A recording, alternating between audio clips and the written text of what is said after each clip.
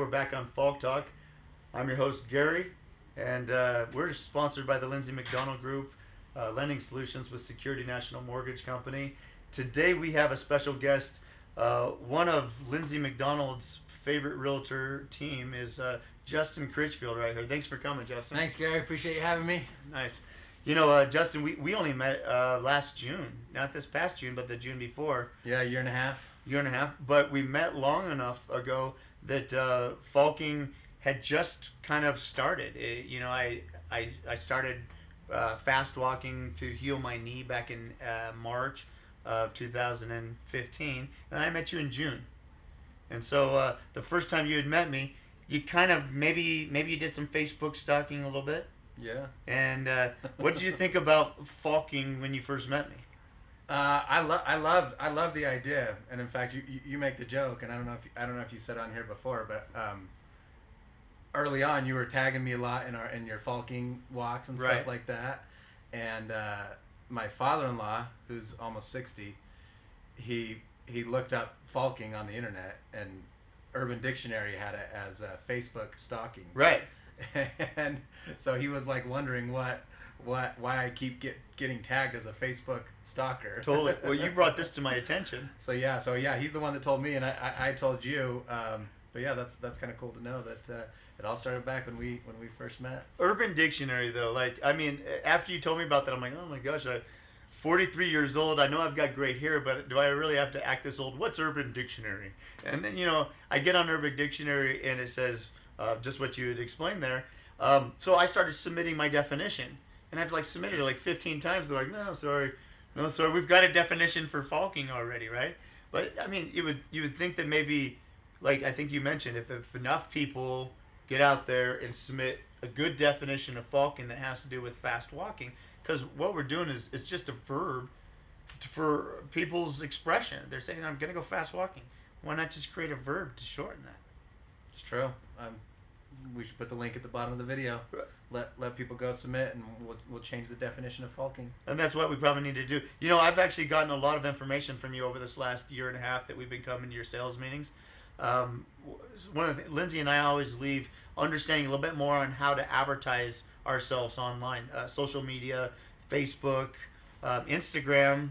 Where did you get to this point? When I met you, you'd already had these skills. So, when did you start really diving into that?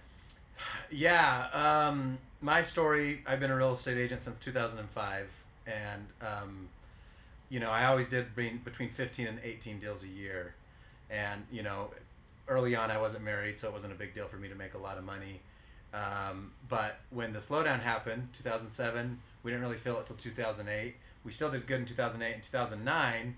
I thought, you know what, I'm still going to be okay. I did it in 2008 in the slowdown.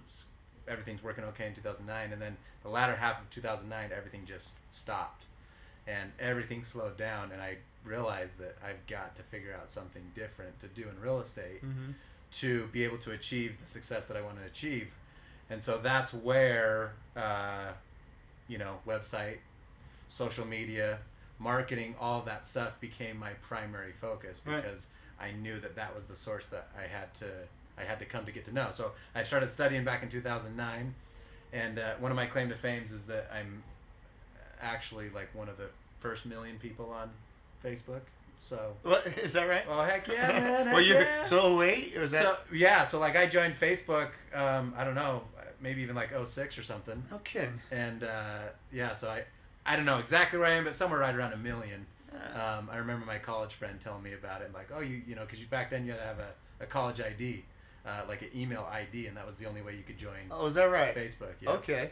So that was my generation, and so that's where a lot of this marketing started to take off. Was from that 2009 slowdown led to where we are today, and of course that's part of people's stories, right? You almost always have to have a bit of a failure or a rock bottom for you to rise up and learn what you need to learn to be able to make things happen. So. It's hard for us to put a flag on it and say it's the bottom, though, isn't it? Yeah, we're always going in cycles of learning new things every single day, every single year and that's why I personally look at failure as an amazing thing. I had a fear of failure growing up, that it was bad to fail. the worst thing you could ever do is fail. But as I got older and I started taking risks in my life and even failing from some of those risks, the lessons that you learn from failing, it's by far the fastest way that you can learn is to just go out there, try it and fail, and you'll never make that mistake again because you've learned it firsthand experience. It's interesting when you do get your own wisdom instead of studying people's wisdom, how much you do avoid it again. Yeah. Yeah. I was wondering, the Critchfield group, been around 2 years about that. It started with basically your brother, was it Jason, 20 years ago? Yeah. Was he the first one to get licensed? Yep, first one to get licensed about 20 years ago. And then Troy, and then was it you or was there another brother after that? Yeah, Troy, and then me. No kidding. Yep. So age 21 is when I got my license. It's quite a known name in the industry out here.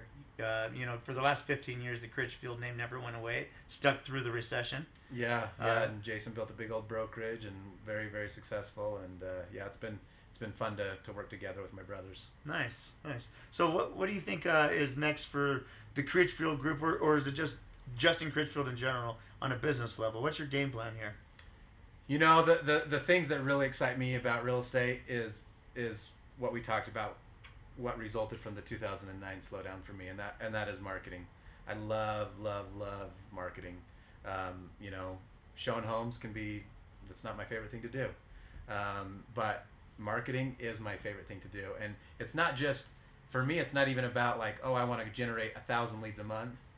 Currently we generate about 500 leads a month, and that part is not the fun part for me. The fun part is finding a new way that no one has ever done real estate or generated leads that way, and putting my twist and my style onto it and being able to create something new. I mean, I guess the innovation part of it is the exciting thing. And I think that actually relates to my early days in real estate. I remember Jason, showing me different agents that made $100,000 a year in real estate, and he said, this guy makes this girl makes this, and I just looked at him, and some of them were really goofy. Some of them were not that great of real estate agents. And then, the plan back then was just like, okay, you get on the phone, you make this many calls, you go on this many appointments, you do this many deals. And I looked at it and said, that's great, but I want to be different.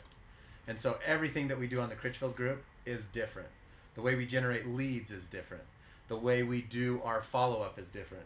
The way we do our marketing is different. Not even just to create more leads, but marketing for our sellers. I mean, that was one of the first things that helped me transition to my business from just a regular agent to now a top producing agent, is because I said for sellers, like, there's got to be a better way than to just put their home on the MLS and do nothing more. Yet that's what probably 98% of the realtors out there do. Right. And so I started to develop a marketing plan for my sellers to go out and find 8 or 9 or 10 different areas of marketing that we have proven and tested to say, yeah, if we advertise extra dollars here or we sponsor ads here, that is guaranteed to drive more traffic to our listings, which will obviously sell our listings faster, which will sell it for more money, which will make the seller that much more appreciative of us. And so, that being different is what has helped us to get to this level in all aspects of our business. You've grown pretty quickly. Yeah. So whatever you're doing has to be working. I mean, obviously there's a lot of kinks that have to be ironed out in life in general, but it seems like this one's gone pretty smooth. Yeah, I've enjoyed the journey. There's always kinks, and there's always things that you learn from the process, and we still have a long ways to go based on what we're trying to accomplish and what we're trying to reach at the level we're doing. But no doubt about it, the journey is the fun part, and that's something that you've mastered. Life is not a destination, right? And if you're not enjoying the everyday part of it, and you're just like being miserable until you hit that money goal, or you're being miserable until you hit that transaction goal, you're gonna miss so much of life. And so I'm not good at it, but I try to focus on just enjoying the highs, the lows, the ups, the downs, the challenges. Right. All of that stuff is that's life. I have this thing. I try to name my chatter one by one, and if I could do that, I realize it's not chatter. I'm present with it.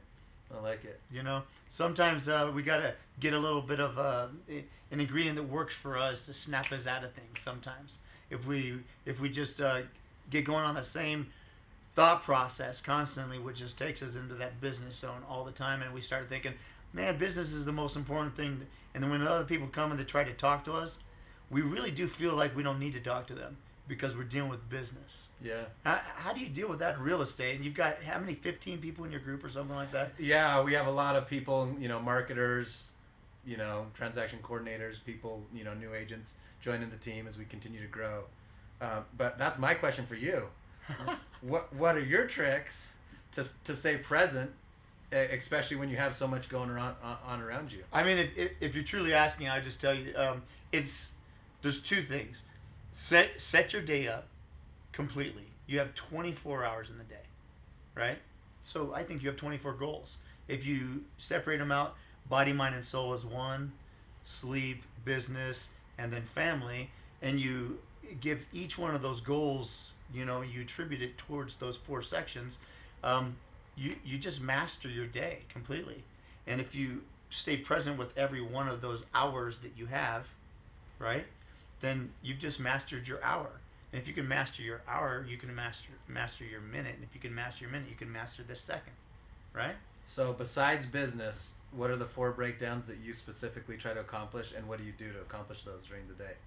Body, mind, and soul, that's my most important one now. And you know what, I'm in a position in life where I work for my wife, and I work really hard for her to bring business, to make sure that, she actually hits the goals that she's trying to strive for as well. So like you brought your wife into your life as well as a business partner, and she's out there, I hear, doing really well with doing flips. Yep. Right? That's one of the things that I've been able to do different than what other people. So I can accomplish different goals is because I work with my wife.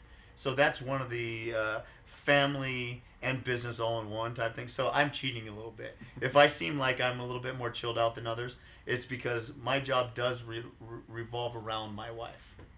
And so, but meditation is the best way to really stay focused, so you can decompartmentalize some things that you don't need anymore and chuck. But if you're not paying attention to it, then you can't chuck it. It'll just sit there on the outside and bother you when it wants. So would that be your one tip, that for people to stay more present during the day, not be so pushed around by everything that the business world has to offer? Is if the one tip would it be meditation? It would be meditation, but there's so many different sources of meditation. Exercise, doing something repetitive that doesn't really beat up your body so that you're not aching and it's distracting you, right? So exercising puts you into a position where you have to breathe heavily, right? So you have to figure out a good timing that works well with you so that your body stays in line and flows properly. And so that's meditation too. When you're on the phone making a sales call, you're very present with that person, John Smith. And that guy is so important to you right then. He's the only voice that you're concentrating on, right? That's meditation. So focus on one thing and give it your all at one point, and then as soon as you need to focus on something, focus on that and give it a ton. You know what's really weird about that? Every once in a while I'll talk to somebody and I'll feel really peaceful about it. And it just happened yesterday when I signed up from a sales call. They called me and they wanted me to sign up for this program, and it was like $400 a month. So it was a pretty decent big investment. Yeah. And the guy was just talking, and I was just like, I don't know why, but I like this person and I feel good about this decision. And I was just listening to what he said, and I really did just kind of like sit back, and I just kind of relaxed a little bit, and I just kind of was like, that's so weird how sometimes you just like what people have to say. Right. But I didn't even associate it with meditation. But I like that. That makes sense to me. It gets confusing. When people say meditate, I get scared of that word. Growing up, I've been a really high-paced person. Just really antsy. My mom always thought that I was a little ADD or whatever, but I was never diagnosed. As far as I'm concerned, if you can focus on what you're doing at all times, just whatever it is you're doing, don't worry so much about what other people are doing. If people want you to be present with them, that's one thing, right? Mm-hmm. But just because you're not paying attention to what they're talking about doesn't mean you're not a present person. You can be present with your own thoughts. I like it. Yeah. You know, on Falk Talk, we do talk about a lot of things. We don't actually get to the point, almost never. I mean, we don't get to the point, but that would create an ending. So Falk Talk just will go on and on. It's not going to end, but we are going to have different people on once in a while. We appreciate having Justin Critchfield here. He does own the Critchfield Group. He put together this group in a very short time. Thanks for letting the Lindsay McDonald Group join in with you on this little venture that you've been doing this last year and a half. And we appreciate you coming on Falk Talk. Thank you. Appreciate it, Gary. Nice. Thanks. Oh.